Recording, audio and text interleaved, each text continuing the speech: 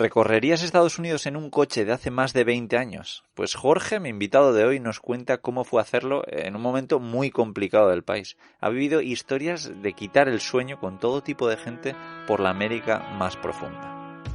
Bienvenidos a Viajando Simple, el podcast donde hablo sobre vivir y viajar en furgoneta. Yo soy Íñigo, autor del libro Cómo vivir y viajar en furgoneta, y en estos episodios comparto mis aprendizajes llevando un estilo de vida algo alternativo.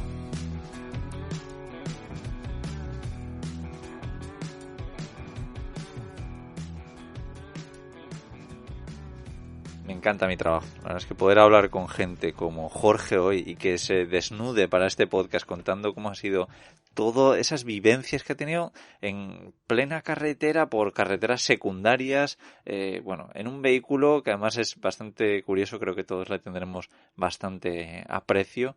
Y bueno, un estilo de vida, una vida bastante diferente por uno de los países pues más famosos del mundo y que tiene cosas buenas y cosas malas, que es un poco lo que nos viene a contar. Además, me gusta mucho cómo habla, se ve que sabe escribir también, que sabe contar historias y nada, espero que os guste mucho la historia que ha sido viajando con Thirsty. Ya vais a ver. Antes de darle paso, deciros que en camperizando.es personalmente os ayudo a encontrar un taller de camperización para que no tengáis que malgastar vuestro tiempo en buscar los talleres que tengáis cerca de vosotros, que puedan hacer lo que vosotros queréis, porque no todos los talleres pues instalan, techos elevables o venden kits camper autoinstalables para la furgoneta que tenéis vosotros. Entonces simplemente entráis en camperizando.es, rellenáis el formulario, que es muy fácil y muy rápido. Yo cojo toda esa información y se la mando a los talleres que mejor pueden trabajar para lo que vosotros necesitáis, ya sabéis, en camperizando.es. Y así os dejaré también en las notas del episodio un enlace a Camperizando, pero también de todo lo que vamos a hablar hoy, porque sí, Jorge tiene mucho que traer y tenéis mucho que seguir un poco su historia. Muy buenas, Jorge, ¿qué tal? ¿Cómo estás? ¿Qué tal, Íñigo? Encantado.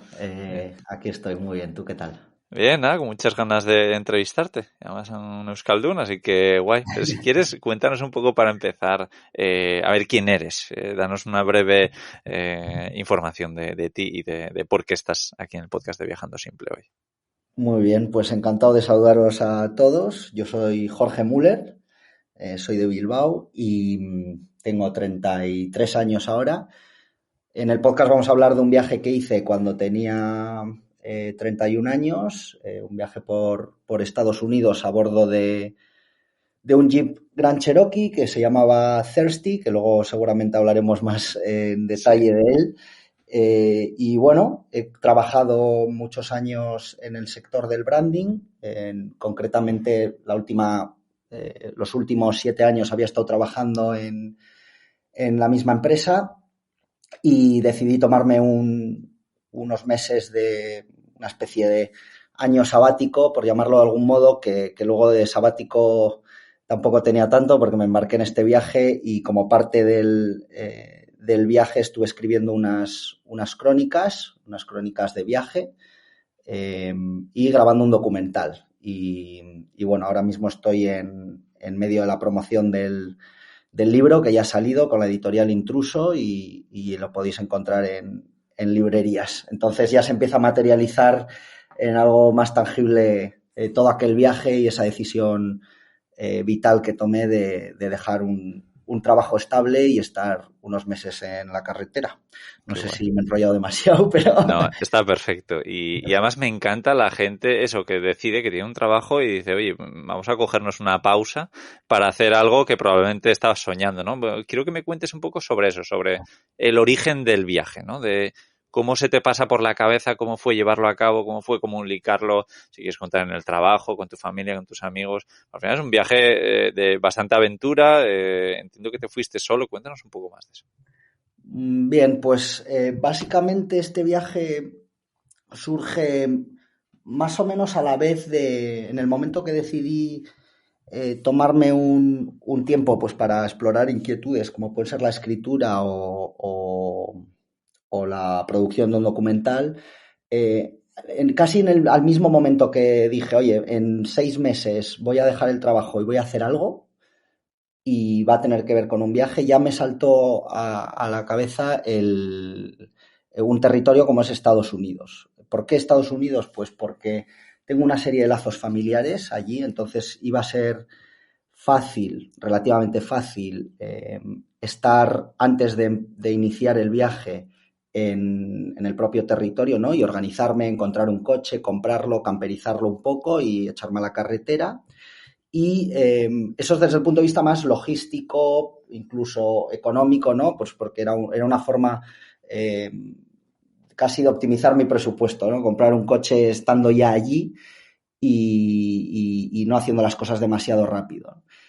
Y por otro lado, y quizás más importante, es la parte de la situación que estaba atravesando en ese momento Estados Unidos. Esto es en 2024, el verano de 2024, en plena campaña electoral de las últimas elecciones presidenciales, con la vuelta de Donald Trump y todo el movimiento MAGA. Y entonces me pareció un lugar muy interesante para las dos inquietudes que estaba explorando, ¿no? Ya sea la escritura o la producción audiovisual, porque me iba a encontrar un país en un momento muy delicado, era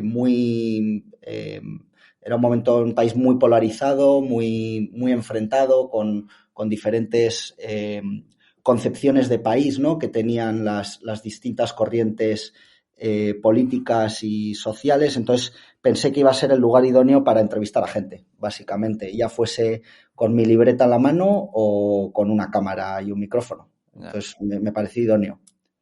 Qué planazo, ¿no? Irte ahí en ese momento, efectivamente, y vivir. Te voy a hacer un montón de preguntas que me interesan. Pero bueno, también me gustaría saber la parte más práctica del coche, ¿no? O sea, has dicho que llegaste ahí, que lo compraste, que lo camperizaste. ¿Cómo es también el proceso de hacerlo en Estados Unidos? Porque entiendo que igual un familiar o alguien te echase una mano, pues es algo que en España, pues el hecho de tener que buscar un coche usado y camperizarlo o hacerle algo, bueno, pues ya es medio complicado como para hacerlo tan lejos en un país tan distinto. ¿Cómo fue? ¿Qué Sí, dificultades te encontraste? efectivamente. Estados Unidos es un país inabarcable, ¿no? Y da un poco de vértigo, pues, ponerse de cero a buscar un coche y prepararlo para lanzarse a la carretera y estar, en mi caso, 4 meses en Estados Unidos y uno en México. Entonces iba a hacer muchísimas millas. Entonces, vértigo, obviamente, tenía mucho. Pero Estados Unidos hay que decir que es un país que tiene varias características. En primer lugar, es un país donde los coches tienen un significado casi, no sé, trascendental, ¿no? Y tiene tal importancia en la cultura popular y en la vida diaria de los estadounidenses porque se tienen que mover en coche, vayan donde vayan. Eso quiere decir que hay muchísimos coches. Otra característica de Estados Unidos es que la gente cambia mucho de lugar de residencia, ¿no? Se están continuamente mudando de un estado a otro. Entonces hay muchísimos coches en venta. El mercado de segunda mano es inmenso. No solo desde el punto de vista de empresas de compraventa de coches o concesionarios de segunda mano, sino también de particulares.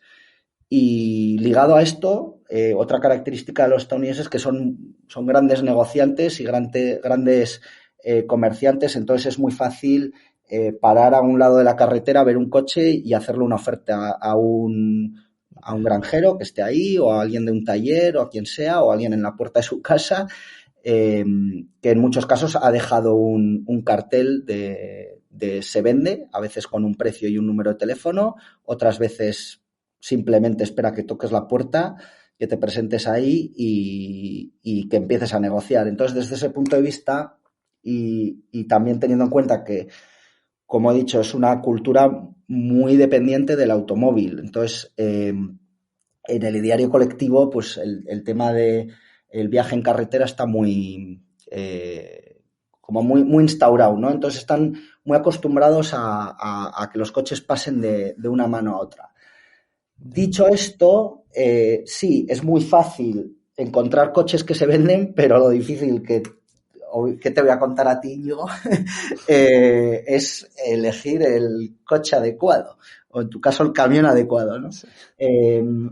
Es complicado porque encuentras muchas opciones y a veces tal marea de opciones, tal cantidad de opciones, te paraliza un poco, ¿no? Es como la parálisis por análisis. Por el análisis. Al final estás viendo tanta oferta que te cuesta tomar una decisión. Yo al principio lo que hice es tenía una serie de coches que me podían cuadrar por el tipo de viaje que quería hacer. Era un viaje que no iba a tratar de evitar lo que allí llaman las freeways, las highways, las grandes carreteras, y quería utilizar lo que llaman las backroads, ¿no? Porque iba a ir sobre todo por la América profunda, por zonas más rurales, zonas más deprimidas, por decirlo de algún modo. Entonces quería un coche que me permitiese de vez en cuando meterme un poco en el monte, meterme en caminos, y por eso pensé en un todoterreno. Sobre todo quería un Jeep. Mi coche ideal era un Jeep Grand Cherokee desde los 90 hasta los 2000, porque es un coche que tiene tengo cierto apego a ese coche porque es el que utilicé con mi hermano hace casi 15 años, cuando yo tenía, pues no sé, tendría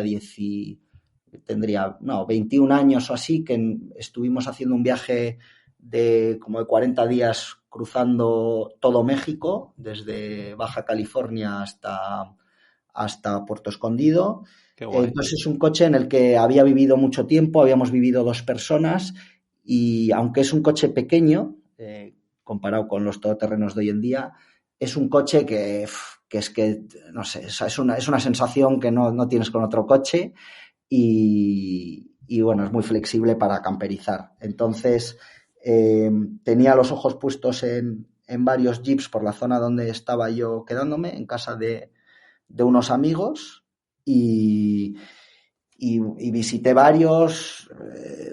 No me cuadraban porque muchos tenían alguna avería que había que arreglar, averías más gordas.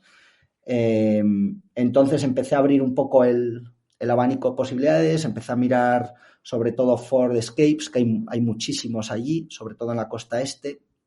Es un coche que yo creo que antes se utilizaba mucho, la gente que tenía que hacer el commuting, que es el viaje al trabajo, ¿no? Bueno, en Estados Unidos al final tanto el día en el coche solo para ir a trabajar. Entonces el Ford Escape está en todos lados y tiene unos precios muy competitivos. Hay un mito en Estados Unidos, como una preconcepción, que es que los coches de segunda mano, más que un mito, es el precio al que estaba acostumbrado el americano típico de comprar un coche de segunda mano y echarse a la carretera es $3.000. Y esto lleva siendo desde los 2000. Cuando tú le decías a alguien, me voy a comprar un Jeep y voy a hacer un viaje de segunda mano, $3.000, es lo que te dice todo el mundo. Y yo iba con esa idea, y luego llegas ahí y por los Ford Escapes, que no tienen ese aura que puede tener un Jeep, me estaban pidiendo $5.000, $6.000. O sea, el mercado de segunda mano ha subido de precio, y entonces cuando llevaba ya una semana buscando coche y no encontraba, de repente vi un Jeep que pedían como $4.000, y fui corriendo a donde él, y es el que finalmente me llevé, que es Thirsty. Qué bueno. Thirsty, para el que no lo sepa, es sediento, ¿no? Y entiendo que es por lo que has explicado, que al final es un vehículo, para empezar, de Estados Unidos, que ahí ya pues chupan bastante más, pero también un vehículo con unos cuantos años. Si quieres también cuéntanos un poco de qué año es el coche, creo que no lo has dicho, y de exactamente, y cuántas millas y la conversión a kilómetros tenía, y cómo fue el proceso de camperización, a ver qué le hiciste. Perfecto. Pues Thirsty, gracias por mencionarlo de sediento, porque es muy importante en el viaje. Al final todos tus oyentes que viajen en camper estarán de acuerdo conmigo en que desarrollas como una especie de apego al vehículo, y casi como que tienes una relación con él, ¿no? Como una conversación interior con él, ¿no? Entonces, a mí he tenido muchos coches camperizados, he tenido furgonetas y sobre todo Kangoo y Opel Combo, pero nunca realmente había puesto un nombre a un vehículo de estos. Entonces, pero Thirsty casi como que vino a mí. Me dijo alguien efectivamente en la carretera, me dijo, joder, es un Thirsty car, ¿cómo chupa y tal? Tengo el mismo. Y entonces como que se me encendió una luz y dije, joder, le voy a llamar Thirsty, que tiene todo el sentido, porque yo también además tengo sed de viajar, tengo sed de conocer este país, de conocer a su gente. Entonces por eso le llamé Thirsty. Y para las crónicas que estaba escribiendo, pues me venía muy bien, ¿no? Era como un personaje más. Sí. Y Thirsty era un Jeep Grand Cherokee de color azul, muy bonito, del año 2003, y para ser del 2003 estaba muy bien cuidado. No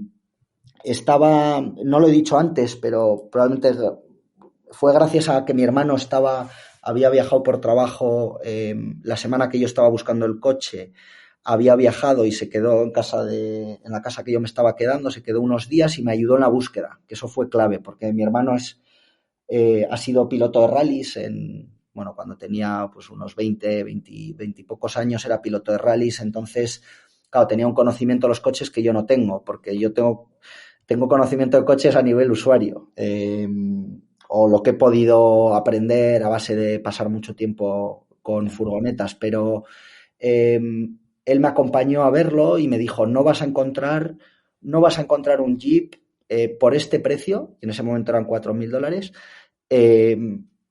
que con estas prestaciones y en este estado. Y de hecho él el dueño nos dejó dar unas vueltas por su urbanización y mi hermano lo puso al límite, o sea, frenazos, derrapes, de todo. O sea, lo subió de revoluciones muchísimo y lo miró por todos lados y me dijo, este es tu coche. O sea, este es tu coche.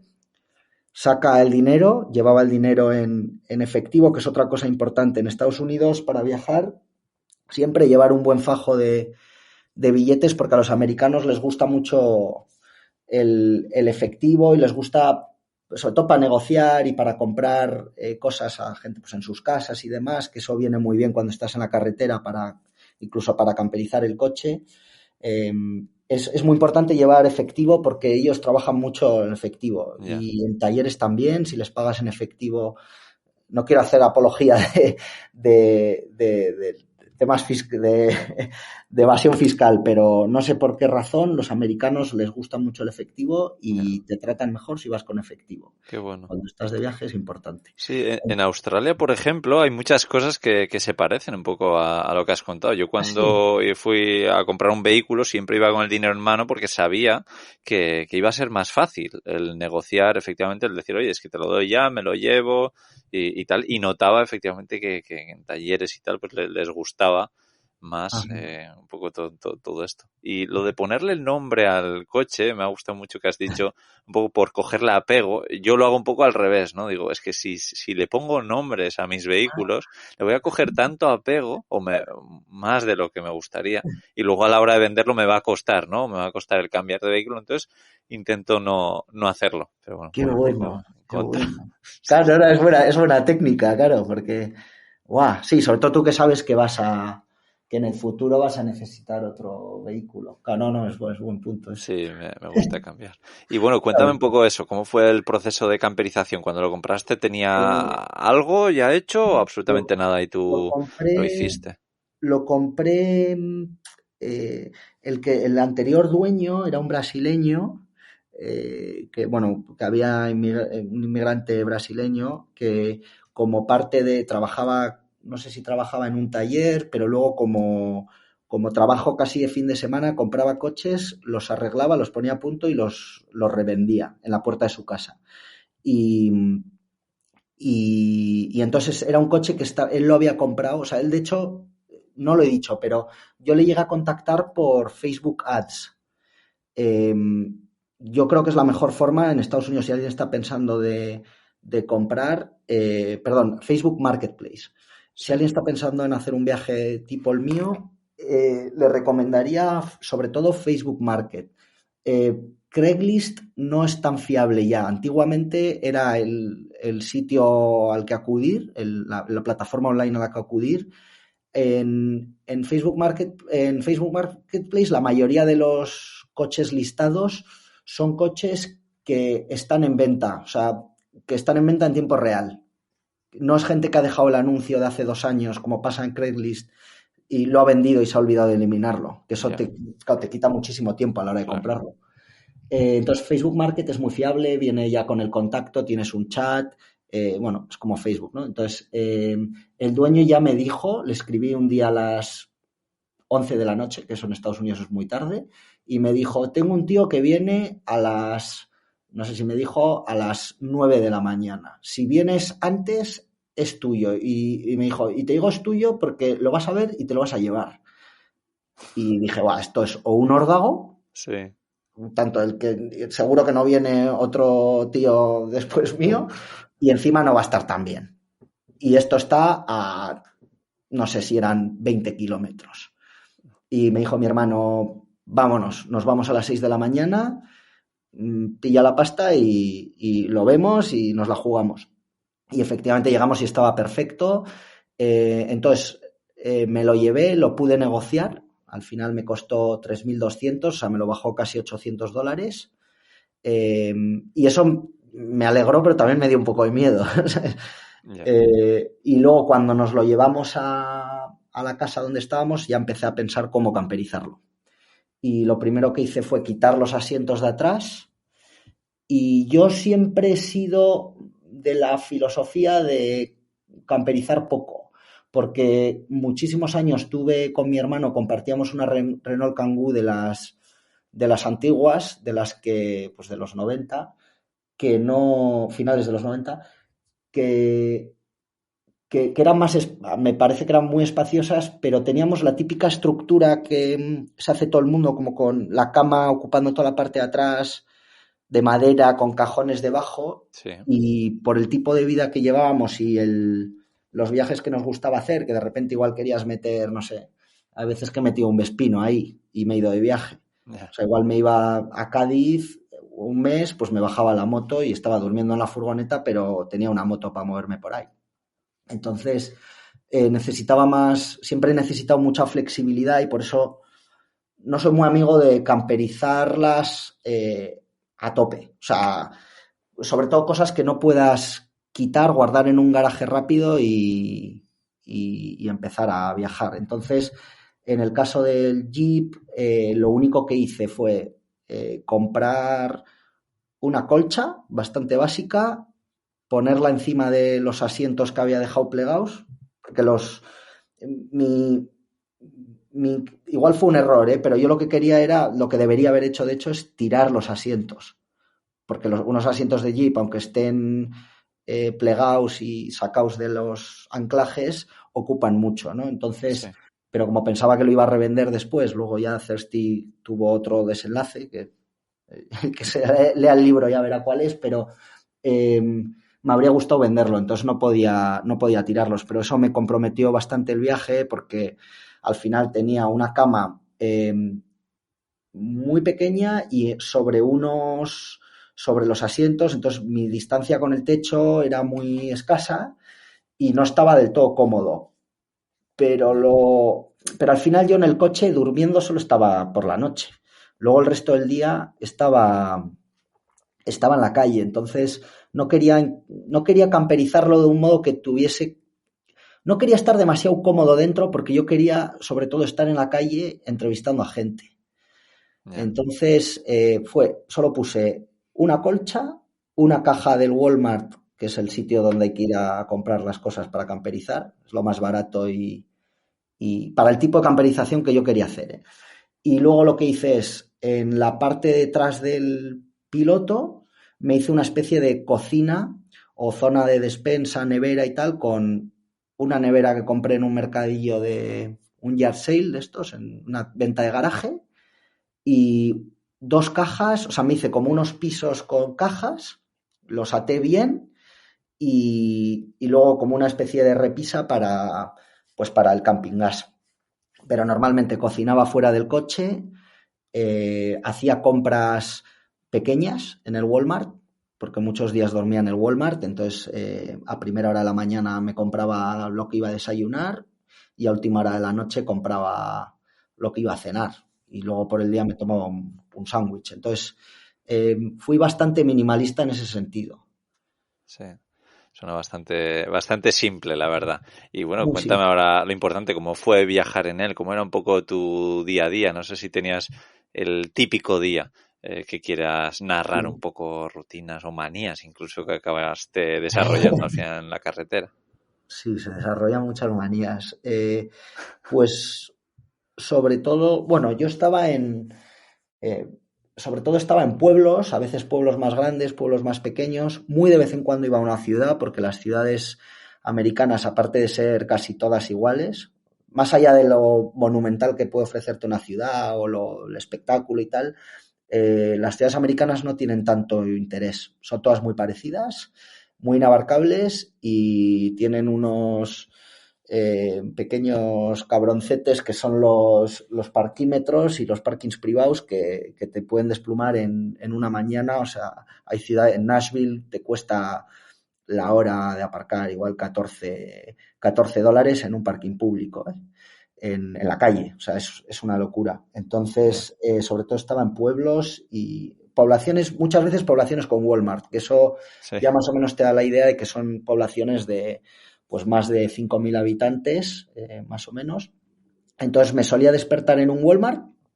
Walmart es un lugar muy seguro o relativamente seguro, depende de cuál, ¿no? Pero es un sitio donde te puedes sentir más seguro durmiendo en el coche y que históricamente Walmart ha tenido una permisividad con los que viven en los coches.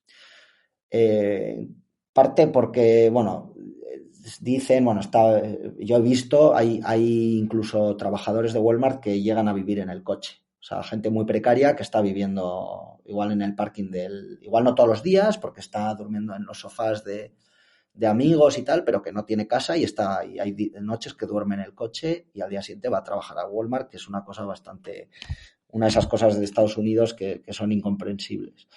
Y entonces Walmart históricamente ha dejado dormir a la gente en los coches, en sus parkings. No sé si por tema de compromiso social o porque piensan que luego la gente va a consumir allí, como era mi caso, no lo sé por qué, pero de hace 10 años o así han dejado de ser tan permisivos y hay Walmarts donde el manager tiene política de que no puedes dormir ahí, te echan.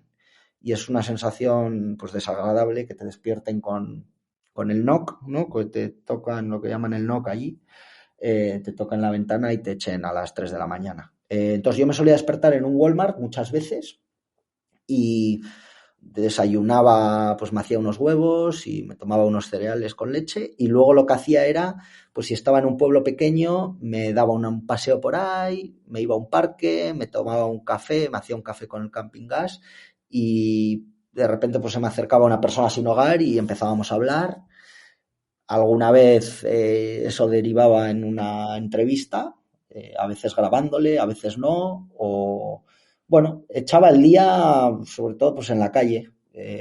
A veces me iba a hacer algún voluntariado, eso en Estados Unidos es muy fácil, no solo o sea, por ayudar, pero más era por egoístamente pues por socializar y conocer realidades distintas y tal. Entonces, me solía ir puedes ir a la YMCA o puedes ir a diferentes organizaciones pues a preparar comidas para la gente de pocos recursos que tiene cheques, ¿no? Del gobierno. Pues Sí. entonces muchos días hacía eso o pues me daba vueltas o sea, eran días muy solitarios y muchas veces no pasa nada, absolutamente nada. Hay gente que piensa que un viaje en carretera largo, todos los días son frenéticos. Muchos días no, estabas ahí pasando el día. Ya. Bueno, suena interesante. Estoy seguro que también tuviste un montón de dificultades, que es un poco por lo que te quiero preguntar ahora, porque al final te recorriste todo el país. Estoy seguro que tuviste frío, calor, y bueno, la meteorología al final en Estados Unidos pues cambia mucho, ¿no? De un sitio a otro. Si quieres compártenos un poco más eso, los problemas que te encontraste al viajar tantos meses en un coche. Bueno, problemas mecánicos tuve algunos menores, luego al final del viaje ya sí, uno más drástico, pero tuve problemas de pues algún pinchazo, que eso en Estados Unidos no es un problema porque siendo gente tan práctica y acostumbrada a vivir un poco aislada, en 10 minutos encuentras a alguien que va andando por la calle y sabe arreglarte un pinchazo y tiene herramientas para... Eso es alucinante en Estados Unidos. O sea, gente para cosas que sean de reparar, que tú igual no tienes la herramienta, siempre encuentras a alguien que te pueda ayudar. Entonces, eso nunca me ha preocupado. Y además te ayudan incondicionalmente. Les gusta, o sea, al americano estereotípico Sí. como que le mola, es un halago que le pidas arreglar algo. Entonces, sí. Problemas mecánicos. He tenido eso, tuve con la rueda un problema de no sé si es que me oye un mecánico, igual pero no sé si era una ballesta o qué era, que eso tuve que ir a taller. Ya lo había padecido con mi hermano. Hay una cosa que tienen los Jeeps que le llaman el death wobble, que es como la vibración de la muerte. Y bueno, yo solo lo he visto en Jeeps, y nos pasó en México muchas veces y estuvimos a punto de tener un accidente, que se suelta una especie de algo, no sé si es la rótula, también te puede pasar cuando los neumáticos están muy gastados, entonces coges un bache un poco más fuerte de lo normal o un badén y te empieza a vibrar el coche, pero que es una locura, o sea, una locura y no puedes pararlo y tienes que seguir recto hasta que pare y da mucho miedo. Eso lo llaman el death wobble. De esos me pasó en Laredo, Texas, me pasó una vez que me dio mucho miedo.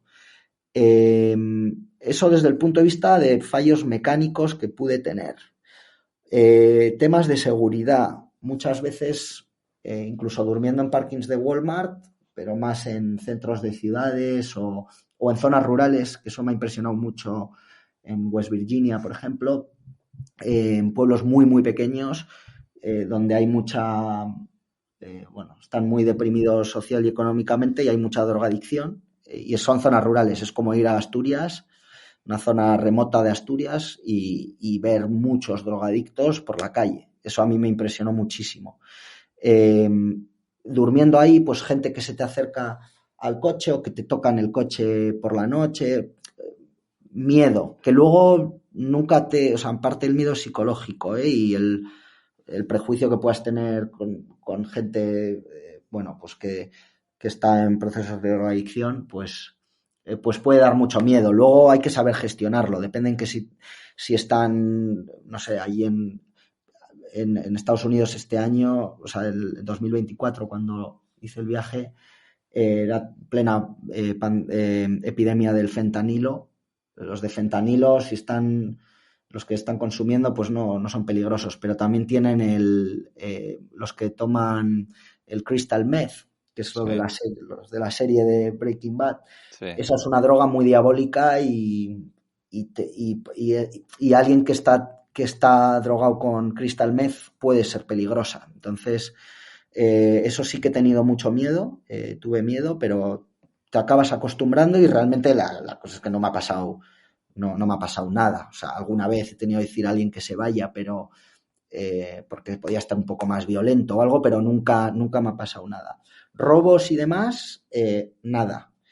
Una cosa importante es que en Estados Unidos, y suena un poco fuerte, pero todo el mundo, todas las personas sin hogar, por ejemplo, me decían: irás armado, entiendo que tienes una pistola en el coche. Y eso me dio que pensar, obviamente no, pero me dio que pensar, y es que en el coche, claro, yo llegaba a los sitios muy tarde y me iba muy pronto para no llamar la atención, y muchas veces si era una zona un poco más peligrosa, lo que hacía era directamente, llegaba al parking aseado, con los dientes lavados y todo, y me metía, saltaba directamente desde el piloto hasta la cama. Yeah. Entonces nadie me había visto llegar, no saben quién soy, tengo los cristales tintados, prácticamente tintados, y no saben si voy armado. Entonces eso es disuasorio y de verdad es así, porque lo comenté con mucha gente que vivía en el coche y me dijeron, claro, en Estados Unidos no saben, no te van a ir a molestar porque puede ser peligroso. Obviamente luego me ven y dicen, este es un pringao, a este le voy a robar todo, pero no me robaron nada. Y luego... Buenísimo. Bueno, pues suena como que saliste bastante bien parado de todos los Muy problemas bien que parado. podías haber tenido y por ahí. Pero bueno, has tenido, como has contado, muchos encuentros con otras personas Sí. y has entrevistado. Entonces, ¿hay alguna conversación o algún encuentro en una carretera que igual te marcó especialmente y que igual no te hubieses encontrado si hubieses viajado de forma más normal, entre comillas, ¿no? Como lo harían otras personas? Buena pregunta. Sí, pues tengo varios episodios. Uno en el que tampoco voy a indagar, porque en el libro le dedico un capítulo a lo que es la sensación de miedo en un viaje de estas características. Fue un encuentro en el mes que estuve en México, porque tuve que salir por temas de visado, ¿no? Porque iba con el visado de turista. Un encuentro que me paró un cártel 2 veces por la zona bueno, al sur entre Nuevo Laredo y San Luis Potosí. Me paró un retén de los narcos y fue las sensaciones más desagradables que he tenido en mi vida, que te vacíen el coche, no te van a robar porque en realidad lo que están haciendo es que no le estén puenteando, o sea, que no pase nadie droga. Sí. Debe de haber americanos. A mí me pararon por tener la matrícula de Massachusetts. Debe de haber gente muy loca que pasa droga por ahí sin tener o sea, sin ser narcos, ¿no? Entonces, miran que tú no lleves droga y le estés haciendo la competencia, o que seas de otro cártel y tal. Yo no tenía ninguna pinta, pero bueno, un jeep y tal te paran. En México te paran. Y eso fue de la sensación más así estrambótica y desagradable que tuve y que pasé mucho miedo de verdad. Luego, en Estados Unidos, pues, por ejemplo, estuve con un motero, fui a un bar que llaman un deep, ¿cómo le llaman? Un dive bar, como un bar donde vas a bucear, de estos sin ventanas, como super América Profunda en Arkansas, y conocí a un motero que vio que estaba viviendo en el coche y tal, y me acabó invitando a su casa. Y este resultó ser, o sea, es un tío que da miedo, da bastante miedo, pero luego ves que era un tío que había, en defensa propia, pero que había matado a 2 personas, estaba en una banda de moteros, o sea, era un tío peligroso, pero había sido peligroso. Y me invitó a su casa a dormir, a cenar y a dormir. La casa en el bosque. Y ese es un personaje en el que hablo en el libro porque era alucinante lo que había vivido ese tío y las lecciones de vida que me dio. Tenía o sea, no sé, empezó a hablar de su padre en el bar, en la puerta del bar, que ya le empecé a entrevistar. Me habló de su padre, como él, durante toda su vida, desde que tiene uso de razón, su padre le había pegado palizas. Volvía al colegio y le pegaba una paliza, y que él era como un filósofo punk, o sea, y de esos me encontré muchos en Estados Unidos. Me contaba que él había llegado un momento de su vida hace 4 o 5 años que había decidido que tenía que cambiar de vida y que cada golpe que le pegó su padre, o sea, esta frase suya, cada golpe que me pegó mi padre no es un golpe más que debo a la sociedad, es un golpe que he recibido yo y que no va a recibir otro, ¿sabes? Él lo decía, no voy a ser no voy a ser vengativo ni lo voy a pagar con el resto, decía, porque eso, y me gustó la metáfora con la carretera, pero dice, si eso es un callejón sin salida, y si todos los imagínate que todas las carreteras son un callejón sin salida, ¿a dónde coño iríamos? Decía eso, ¿no? Porque era un motero. y cuando llegué a su casa estaba cuidando de su padre. Y estaba su padre ahí, y era un veterano de Vietnam, y me impresionó muchísimo. O sea, era no sé, o sea, dije, joder, fue un personaje muy, me quedé 2 días con él, y bueno, luego fuimos a disparar sus pistolas y tal, o sea, era un tío muy típico americano, y pues ese personaje, por ejemplo, es uno de esos que es muy difícil conocer si vas en un viaje, y esto todos los que nos oigan y están acostumbrados a este tipo de viajes largos y en furgoneta, eso tú no puedes, es muy difícil conocer si vas con un plan preestablecido, sí, porque no estás tentando a la suerte y la serendipia, y sobre todo si te ven con prisa, porque ya es como que, no sé, bueno, ¿qué te voy a contar a ti?